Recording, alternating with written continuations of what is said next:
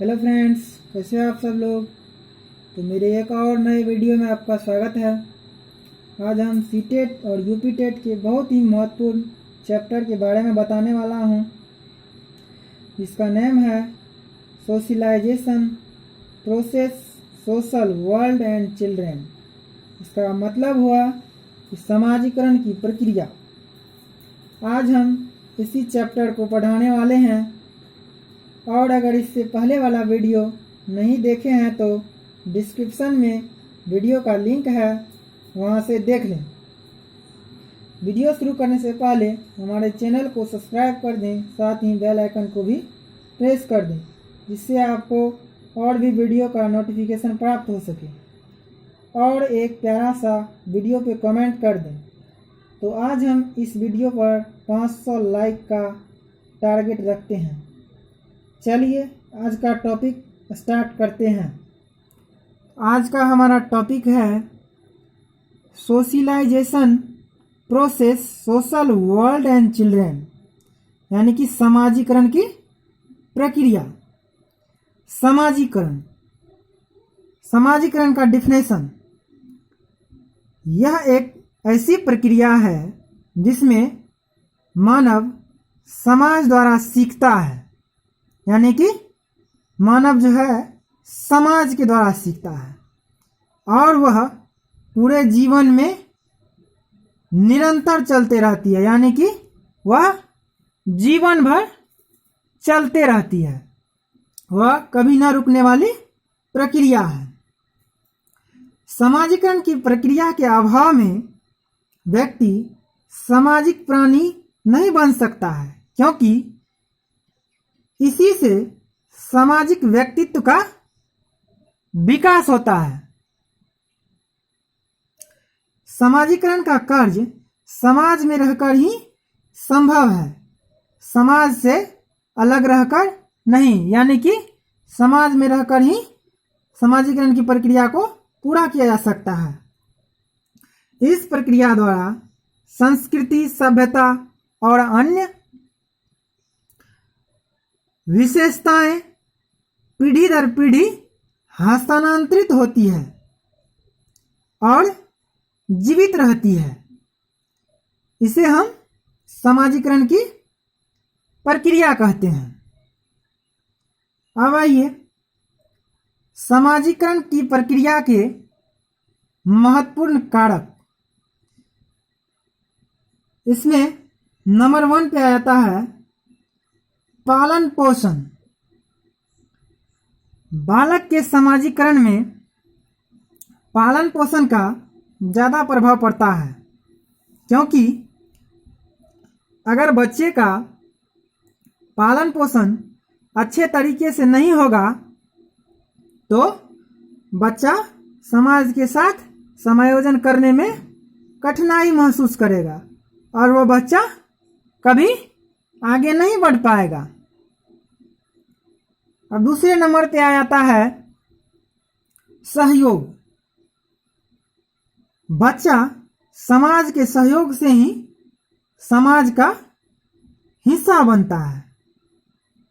जैसे जैसे बालक अपने साथ अन्य व्यक्तियों का सहयोग पाता है, वैसे वैसे वह दूसरे लोगों के साथ अपना सहयोग भी प्रदान करना आरंभ कर देता है, यानी कि वह समाज के साथ समायोजन करना शुरू कर देता है।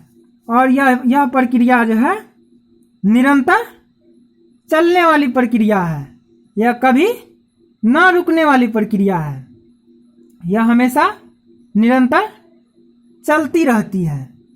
अब तीसरे नंबर पे आ जाता है अनुकरण,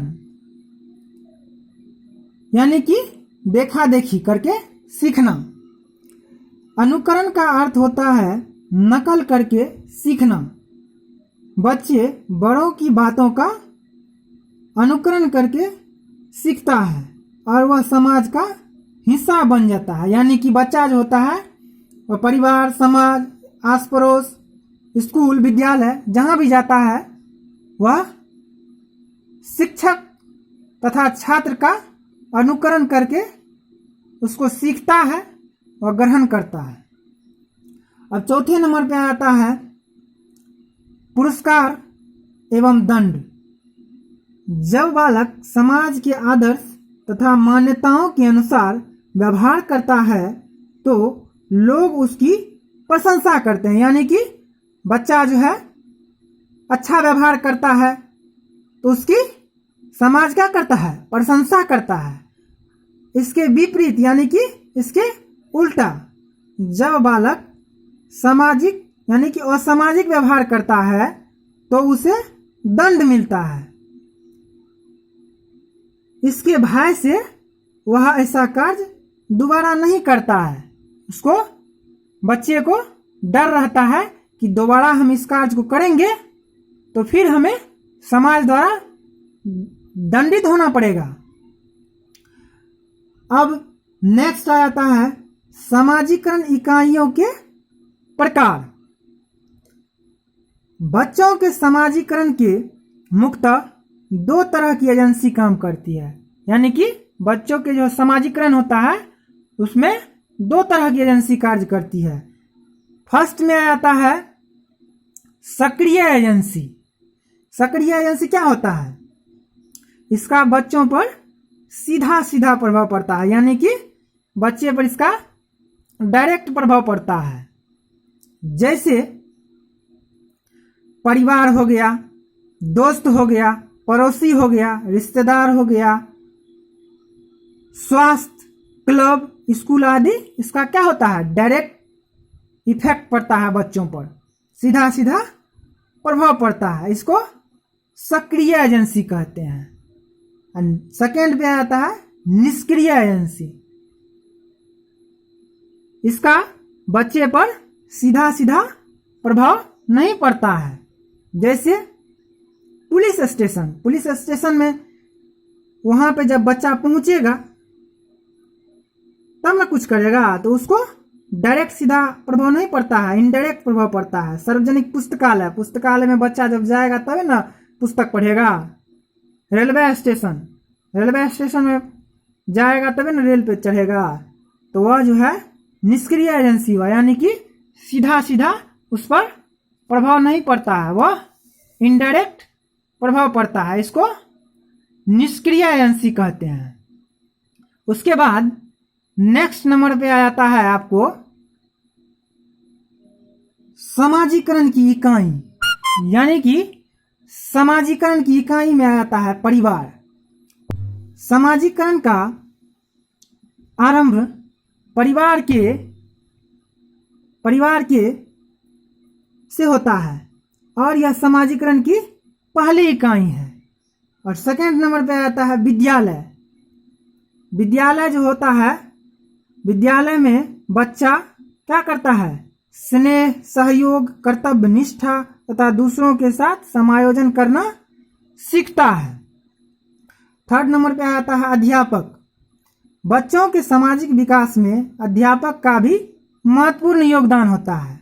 बच्चे अपने अध्यापक को आदर्श मानते हैं तो छात्रों में भी निष्ठता, धैर्य तथा सहयोग के गुण विकसित होते हैं, यानी कि बच्चे उसको देख करके उसका अनुसरण करना सीखते हैं।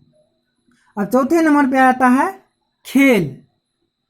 खेल बच्चों की सामाजिक, शारीरिक, संवेगात्मक विकास के साथ साथ सामाजिक विकास में भी योगदान देता है। एक टीम में रहकर बच्चे सहयोग की भावना विकसित करता है तथा इसको अनुशासन में रहना पड़ता है, यानी कि उसको अनुशासित रहना पड़ता है, उसके अंदर रहना पड़ता है। हारने के बाद भी उसको अपने संवेगों पर नियंत्रण रखना पड़ता है, यानी कि अपने अंदर के संवेग जो होता है उस पर नियंत्रण रखना पड़ता है और विजयी टीम को बधाई देनी पड़ती है, यानी कि अपने प्रतिद्वंदी टीम जो होता है उसको बधाई देनी पड़ती है। अब आ जाता है नेक्स्ट विभिन्न लोगों के संपर्क।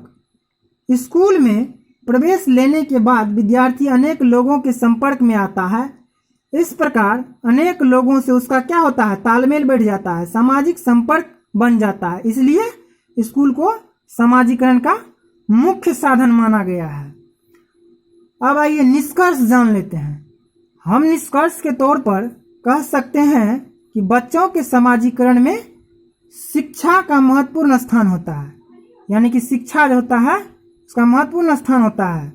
विद्यालय में शिक्षा प्राप्त करते हुए बालकों में बहुत से गुणों का विकास होता है। वे विभिन्न रीति रिवाजों, परंपराओं, कर्तव्यों, भावनाओं आदि के द्वारा अपने ज्ञान में क्या करता है, वृद्धि करता है, यानी कि डेवलपमेंट करता है तथा समाज के साथ अच्छी तरह से समायोजन करना सीख लेता है। अतः हम कह सकते हैं कि समाजीकरण एक ऐसी प्रक्रिया है जिसमें मानव